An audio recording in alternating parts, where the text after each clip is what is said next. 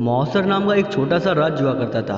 वहाँ के गुप्तचरों ने एक दिन सूचना दी कि महाराज, हमारे ऊपर पड़ोसी राज्य हमला करने वाला है। उनकी सेना बहुत ही विशाल है और 3 या 4 दिन के अंदर वो हमारे ऊपर हमला कर देंगे।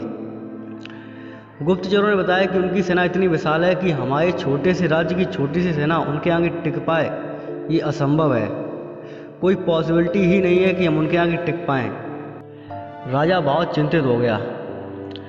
राजा ने तुरंत पूरे राज्य में ढिंढोरा पिटवाया कि आज मीटिंग है, आज हम लोग एक मीटिंग करेंगे। सभी लोग इकट्ठे हुए।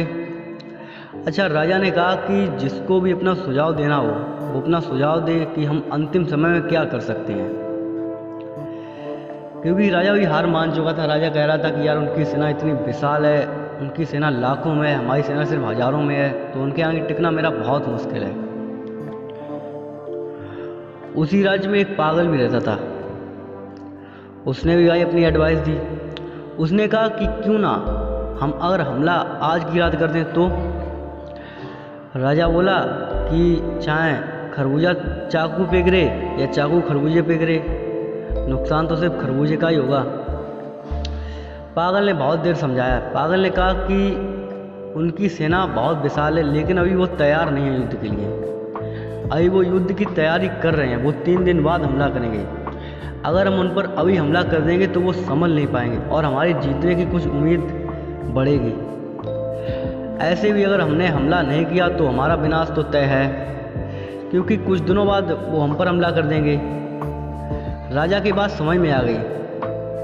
राजा ने तुरंत सेना को तैयार किया और सारे नागरिकों से भी कह दिया कि जो भी लोग इस बार सेना में शामिल होंगे और अगर हम लोग युद्ध जीते तो उनको इस बार 5-5 हज़ार सोने की असरफियाँ दी जाएंगी। सेना तैयार हुई। पड़ोसी राज्य में जाने के लिए सेना को एक नदी का पुल पार करना था। सेना ने जैसे ही पुल पार किया, राजा ने पुल में आग लगा दी। राजा ने वो पुल ख़त्म कर दिया और फिर राजा ने कहा कि हमारे पास अब सिर्फ एक ऑप्शन है, लड़ो या मरो। अगर हम वहाँ से बच भी गए तो यहाँ नदी में मर जाएंगे, इसलिए वहाँ से भागने का कोई ऑप्शन ही नहीं है। अब सिर्फ हमारे पास एक ऑप्शन है, लड़ना है और विजय प्राप्त करनी है।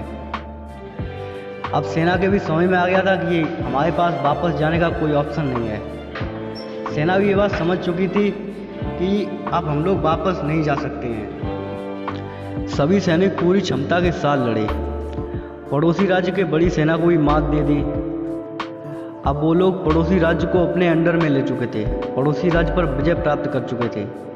राजा बहुत खुश हुआ। लेकिन यार, एक बात है कि राजा ने सबसे अच्छा काम वो किया था कि उसने असफलता के पूरे रास्ते बंद कर दिए थे। असफलता का एक रास्ता था, वो नदी का पुल। अगर ये सैनिक वहाँ से बच के भागते तो नदी के पुल से भाग सकते थे, लेकिन उसने वो रास्ता ही बंद कर दिया था। उसी तरह यार, हमारी लाइफ में भी हम लोग क्यों नहीं सक्सेस हो पाते हैं? क्योंकि हमारे पास असफलता के बहुत रास्ते हैं। सफलता का रास्ता एक है और असफलता के रास्ते 20 हैं। हमारे पास 20 कारण हैं, इसलिए हम असफल हैं। हमारे पास 20 कारण हैं, इसलिए हम सफल नहीं हो पा रहे हैं। मतलब लोगों के पास बहाने बहुत हैं, और अगर हम लोग अपने ये असफलता के रास्ते बंद कर दें तो लाइफ में सक्सेस हो सकते हैं। अच्छा, एक बात बताओ, जब हम लोग कभी कभार मुसीबत में पड़ जाते हैं, जब हम लोगों के पास कोई ऑप्शन नहीं होता है, जब हम लोगों के पास असफलता का कोई रास्ता नहीं होता है, तो हम लोग सफल हो ही जाते हैं। और कहते हैं कि जब इंसान के सभी रास्ते बंद हो जाते हैं तब वह सबसे ज़्यादा मेहनत करता है। उसी तरह यार, उनका भी था कि उनके भागने के रास्ते बंद हो चुके थे, उन्हें मेहनत करनी थी। वो अपनी पूरी श्रद्धा के साथ युद्ध लड़े, इसलिए वो जीते थे। और हम लोग कोई काम श्रद्धा के साथ करते ही नहीं हैं। दोस्तों, मैं आशा करता हूँ आप लोग इस छोटी सी कहानी से बहुत कुछ सीख चुके होंगे। मैं बस यही कहना चाहूँगा कि आप सफलता के लिए खुद को झोंक दीजिए। अपनी असफलता के बारे में सोचना बिल्कुल बंद कर दीजिए। अपनी असफलता के बारे में बिल्कुल भी मत सोचिए। अपने पास कोई ऑप्शन ही मत रखिए जिससे आप असफल हों। खुद को असफल होने का कोई ऑप्शन ही मत छोड़िए। देखो, अगर आप डरते रहोगे कि हम इस काम से असफल हो जाएंगे, ये है वो है, बहुत सारे लोगों के पास बहाने होते हैं कि यार मैं अगर ये करूँगा तो 45% चांस हैं सफल होने के और 65% चांस हैं असफल होने के।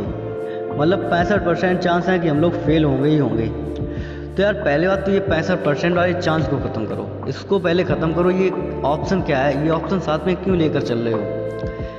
अगर तुम्हारे पास सिर्फ एक ऑप्शन होगा कि हमको सफल होना है तो आप सफल होंगे। ऑप्शन बी साथ में लो ही मत कभी।